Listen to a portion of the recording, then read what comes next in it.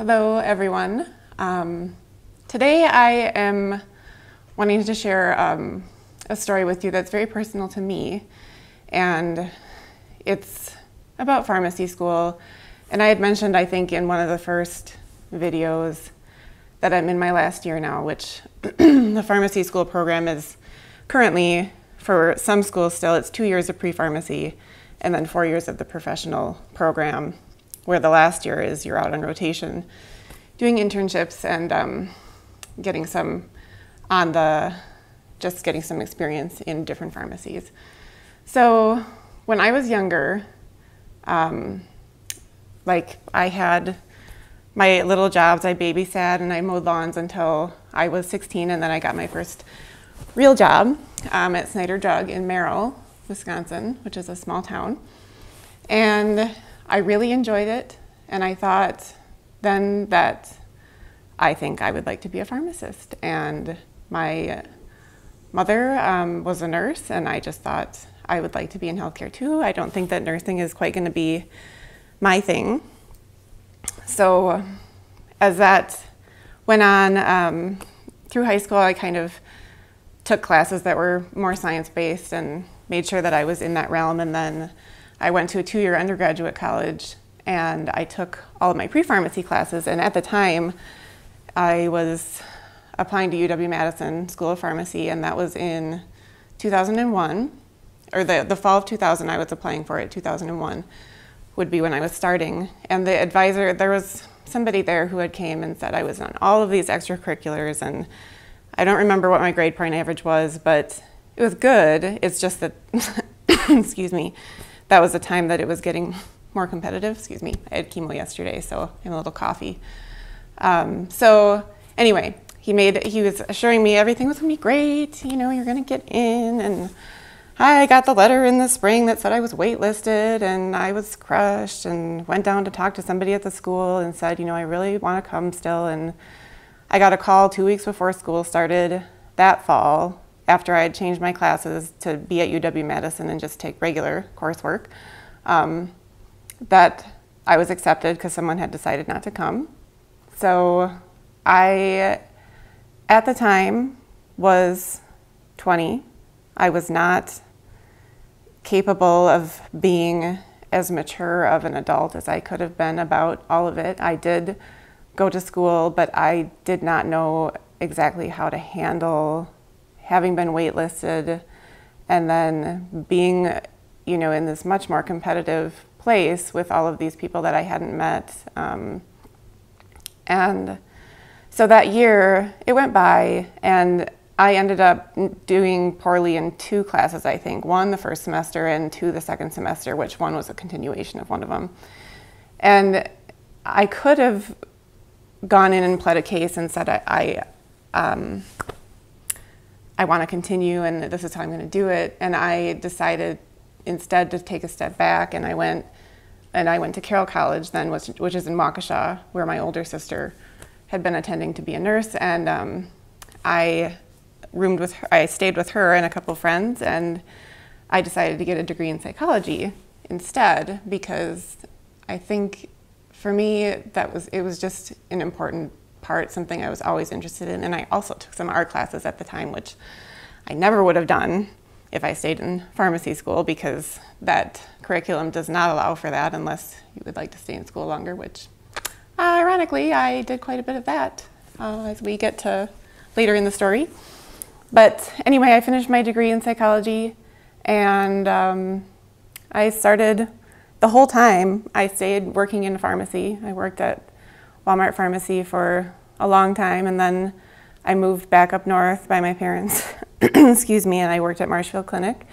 And then my family moved to Minnesota, and I thought, well, there was an opening at Mayo Clinic. That's not where they lived, but I decided, okay, I'm gonna apply for this job at Mayo Clinic, and I moved to Rochester and worked as a mail order pharmacy technician. And then I started dating my husband, and I decided to move back up north in Wisconsin, and I let him know I want to go back to school for pharmacy. And I was 26 at the time that I was going to start reapplying, and Madison has this rule that you can apply 3 times, and if you apply 3 times and you don't get accepted any of those times, you have to wait like 5 years to reapply. So I thought, okay, if that's 3 times, I'm going to start now. So I took the PCAT again. I did really well.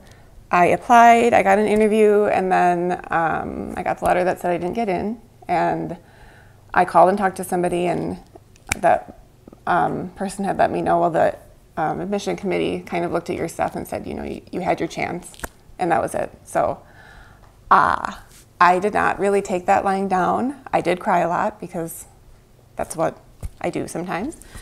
And then I said, well, I'll apply again the next year, and I don't know if I took the PCAT again, but anyway, I was still working in pharmacy up north, and I applied the next year, and I got, again, an interview, and then the same letter came in the spring that said I was not accepted. And then that time I called and said, you know, I knew this was going to be the 3rd time I was going to try to apply again, and people were wondering why I was taking my time to do this and not just start a family maybe, or just, I got a lot of questions about it, like, why, you know, what if it doesn't work?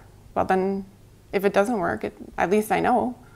But this time the person had let me know from the school that the admission committee would like me to go back to school and show them that I can still study. So in northern Wisconsin, there are limited colleges, and limited colleges that offer all of the coursework you might need if you're up in the Rhinelander-Minocqua area to fit a scientific-based curriculum. So what I ended up doing was going to Nicolet College and to UW-Madison and working full-time in Minocqua for a year.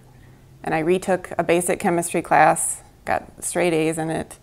I took other classes, other coursework, so I could apply elsewhere. I had just been so gung-ho on going to Madison and proving stuff to myself. So anyway, I did those things and reapplied and let them know, and I swear I have more letters of recommendation in my file there than probably any other student from the 4 full years that I applied, all from different pharmacists, different people. There are extra letters. I mean, I went as overboard as, excuse me, as I could. But that year, that spring, I got the letter that I was accepted both to Concordia, which is the new pharmacy school that opened over in Mequon, and then I got the call. The person that had been kind of guiding me with this had called and said, the admission committee looked at everything that you did and you're accepted.